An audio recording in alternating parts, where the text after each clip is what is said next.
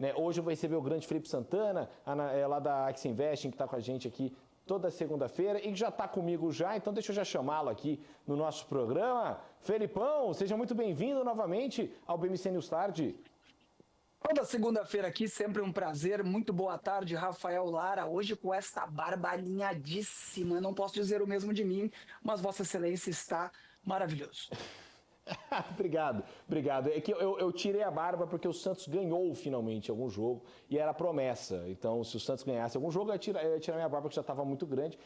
Dava para notar que o Santos estava algumas semanas sem ganhar. Mas, bom, como isso aqui não é um programa esportivo, vamos falar sobre Ibovespa, sobre o nosso Ibov, que dá essa oscilada, né? Hoje fica nesse 0 a 0 aí. O que traz essa oscilação? É o IBCBR apontando desaceleração, Felipão? É o investidor já pegando um pouco mais seus lucros? O que mostra esse Ibov nesse 0 a 0 nessa segunda?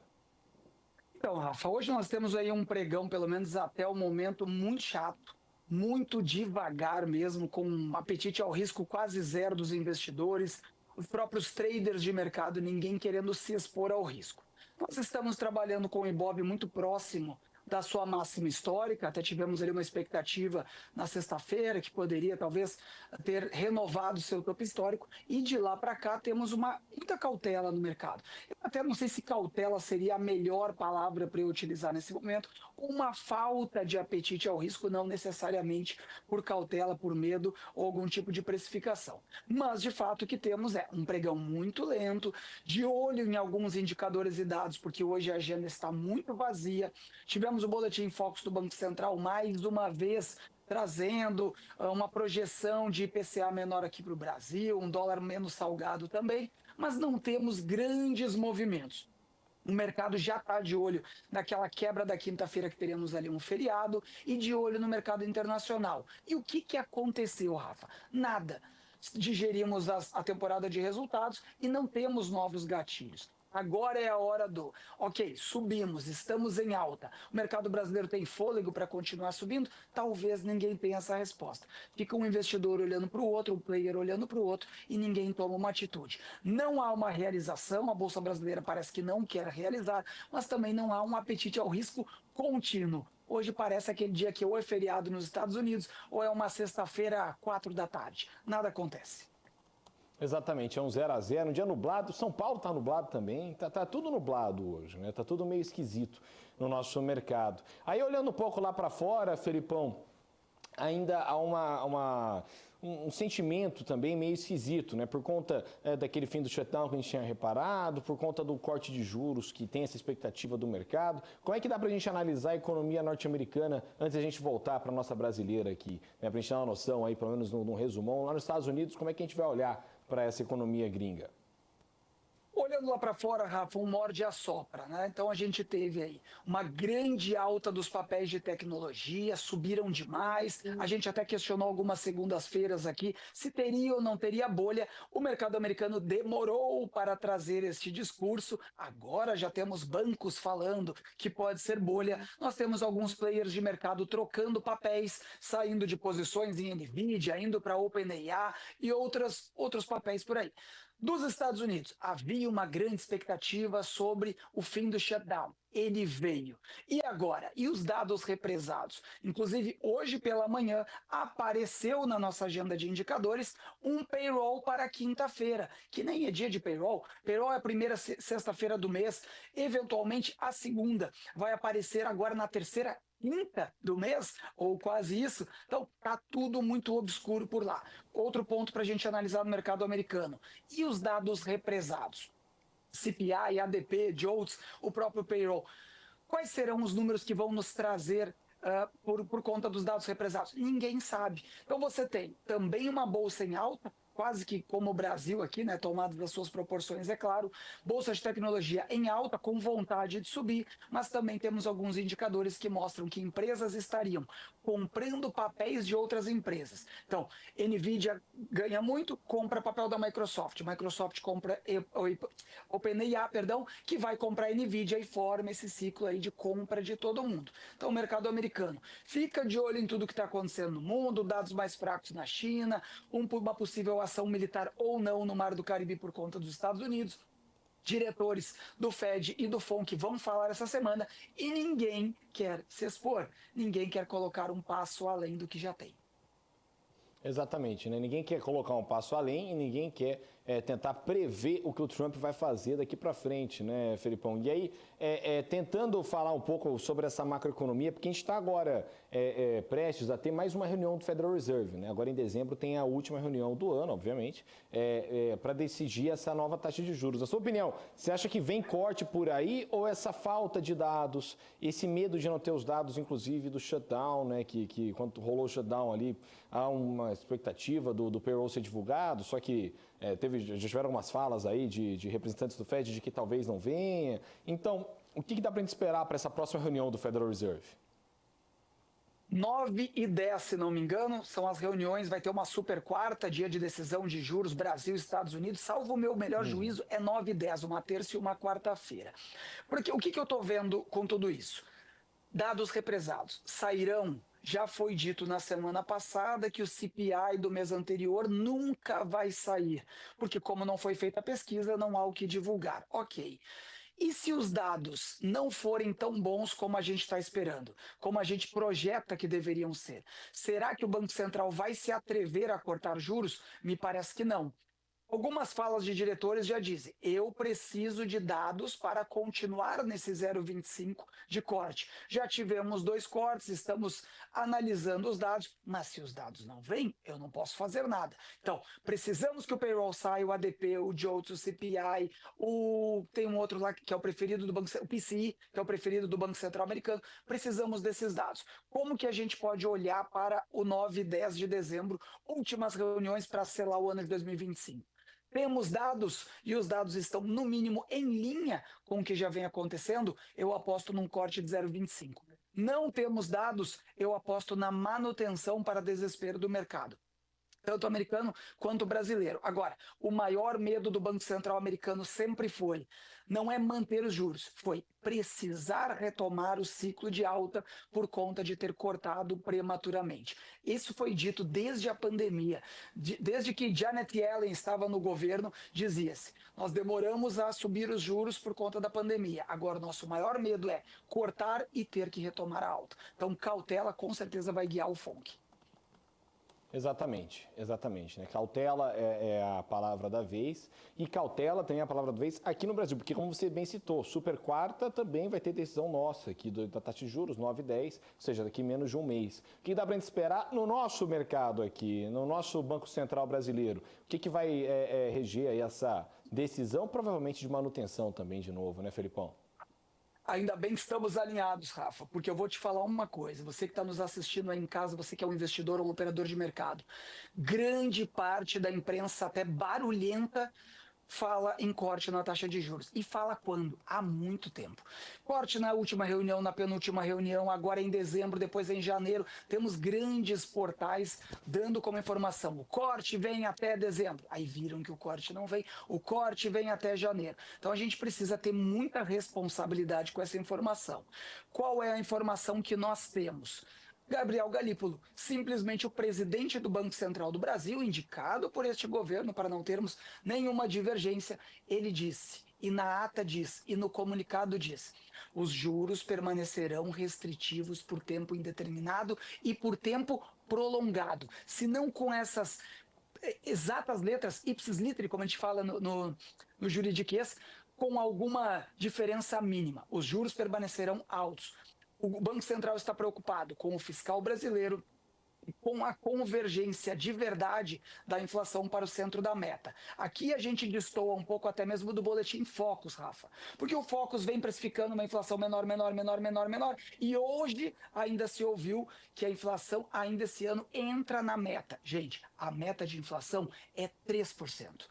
4,5% é a banda elastecida, é a margem de tolerância. Portanto, ainda que ela chegue perto ou dentro de 4,5%, muito perto desse número, não estaremos com a inflação na meta. Então, há que se tomar essa cautela, porque muito investidor, principalmente iniciante, pode dizer, inflação está na meta, é hora de comprar isso, vender aquilo. Não.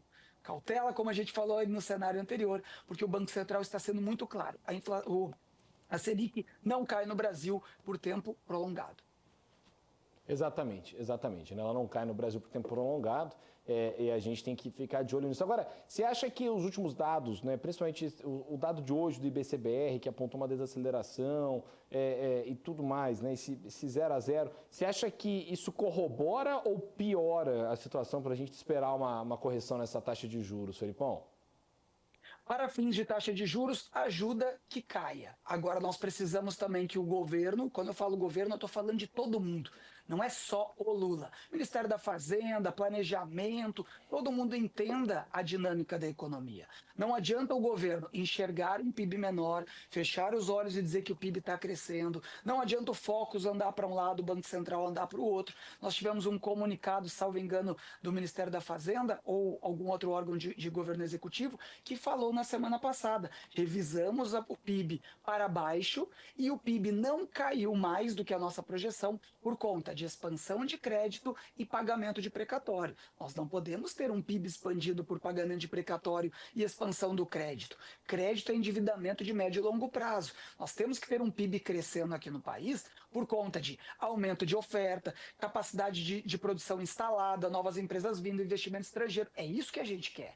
Se nós tivermos o governo olhando para um lado, a Selic tem que cair por conta de XYZ, mas o Banco Central olhando para outro, não vai dar casamento, não vai dar jogo. O PIB caindo hoje, ou pelo menos desacelerando, é importante para a queda de juro? É.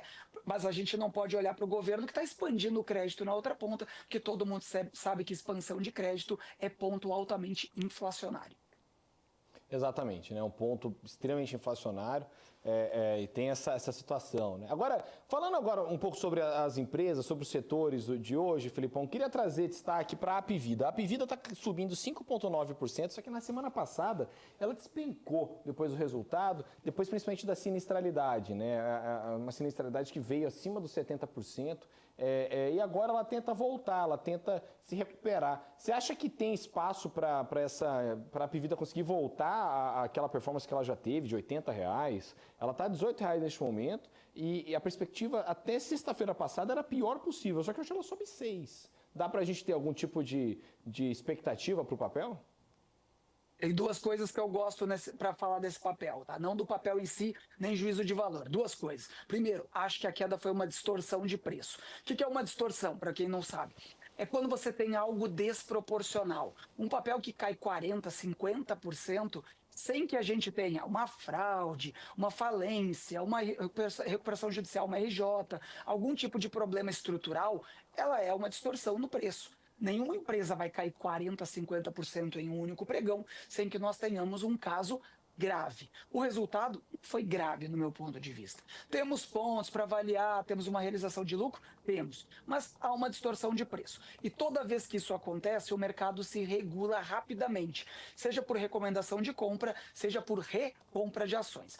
Outro ponto que eu trago, não sei se é do conhecimento de todos, mas a própria família que controla ali é a maior acionista de Apvida, ou Rapvida, como você quiser chamar, ela aumentou a sua posição nos últimos dias. Aumentou, se não me engano, para 40 e poucos por cento, algo assim, tá? Se eu errar o percentual, saiba que ela aumentou comprando milhões em ações. E por que isso é tão importante? Porque se a família, se o controlador, esquece até que é uma família, se o controlador, se a pessoa que mais está ali no dia a dia da empresa, coloca do seu próprio caixa milhões para comprar papéis, é porque ela acha que está barato e porque ela acredita no papel. Eu não sou acionista, nem seria, né, para estar comentando aqui, mas é uma sinalização muito positiva. Logo, logo, vocês devem enxergar aí, e eu vou trazer aqui, dizer, eu avisei, algum banco recomendando de novo as compras porque ficou barato.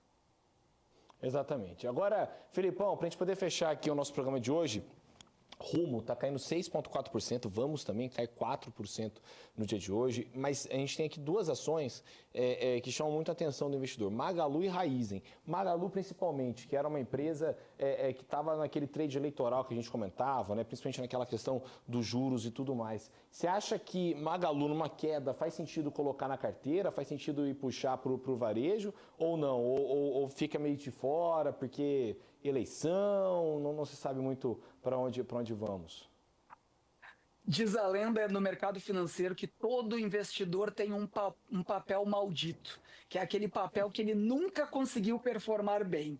E aí, já te dando essa lacuna aqui na minha resposta é: o meu papel maldito é Magalu. Eu sou a pior pessoa que você pode perguntar sobre se é uma oportunidade de investimento. Acho um setor extremamente frágil, acho que Magalu precisa se reinventar de novo por meio do digital. Várias parcerias que foram feitas não surtiram efeito ainda, tem muita coisa para fazer, principalmente porque Mercado Livre, Shopee, Amazon e outros players aí muito focados no digital atropelam o Magazine Luiza. Na loja física, então, complicado, né? Às vezes tem até preço diferente.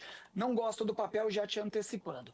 Quando você apontou ali Raizen, Rumo, não podemos esquecer que a Cosan parece estar no seu inferno astral, porque a Cosan está centralizando esses dois papéis, tanto a Rumo quanto a Raizen. Então, é um momento difícil. No caso da Raio 3 ali, que é a Rumo, temos uma disputa muito grande com o setor de transporte rodoviário, que teve o preço do frete que recuou bastante. Portanto, a concorrência no setor ficou, se não desleal, prejudicada. Por isso tivemos um resultado ruim e aí cortam recomendação de compra, o papel desaba mesmo. Falando de Raizen, um papel que desde o seu IPO não conseguiu entregar tudo aquilo que a gente acreditava que o papel pudesse entregar.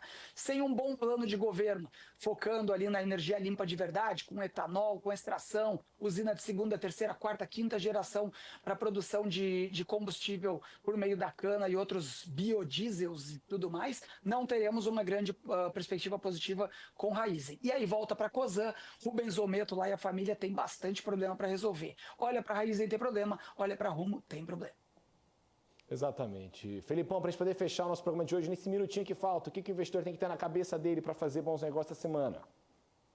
Ficar de olho no feriado, o que vai acontecer nos Estados Unidos, que vai repercutir aqui na sexta-feira, se vai sair de fato o payroll, e ficar de olho em Petrobras. A gente não falou, mas rapidamente eu digo. Petrobras descobriu ali mais uma reserva de petróleo importantíssima por conta da curva de depleção, que esse é o nome do pré-sal com L de laranja, e também porque essa camada está no pós-sal. Pouca gente sabe disso. O pré-sal é o que está bem embaixo. Pré-sal, camada de sal, pós-sal, água. Como ele está no pós-sal, é muito mais barato e de alta qualidade o petróleo, vai trazer dinheiro para o acionista. Olha lá, boa, Felipão. Te espero segunda-feira que vem, então, com muito mais aqui no nosso mercado, tá certo? Grande abraço, fiquem com Deus, até semana que vem. Um abraço, Rafa. Tamo junto, meu amigo. Felipe Santana, lá da Axia Invest, com a gente aqui toda segunda-feira.